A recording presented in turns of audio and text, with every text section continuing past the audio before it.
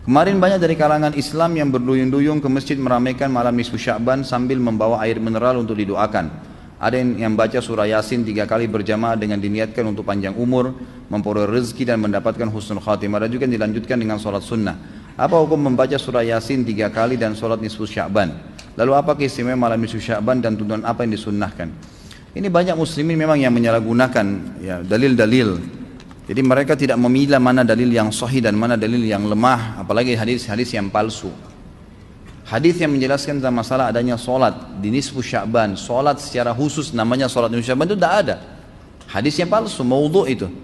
Yang ada memang adalah fadilah mengerjakan solat malam di nisfu Sya'ban, solat tahajudnya. Solat tahajud seperti biasa, tapi khusus malam nisfu Sya'ban punya fadilah. Karena disebutkan dalam sebuah riwayat yang sahih bahwasanya Aisyah radhiyallahu anha pernah mendapatkan giliran nginapnya Nabi SAW di rumahnya. Terbangun tengah malam, dia melihat Nabi SAW tidak ada di sebelahnya. Maka Aisyah radhiyallahu anha terbawa rasa cemburu.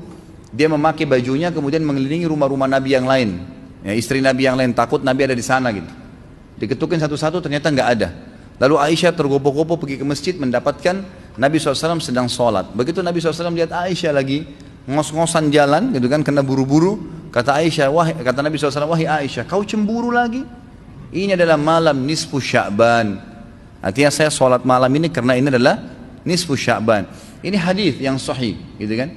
Dan memang dianjurkan oleh para ulama, mereka mendirikan sholat malam di malam nisfu Sya'ban itu sholat tahajudnya. Tidak ada malam khusus, tidak ada sholat khusus namanya malam nisfu Sya'ban.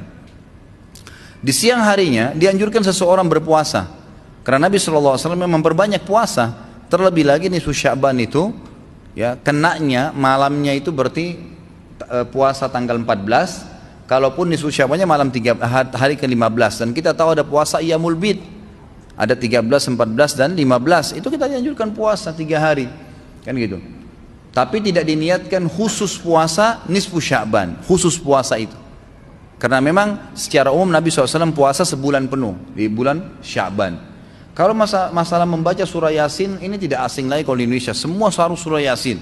Pindah rumah Yasin, orang mati Yasin, semua Yasin. Ditanya dalilnya, nggak ada dalil, gitu kan?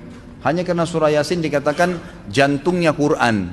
Itu pun hadis yang lemah, karena dalam sanadnya ada orang yang pendusta, gitu kan? Tapi ini diamalkan.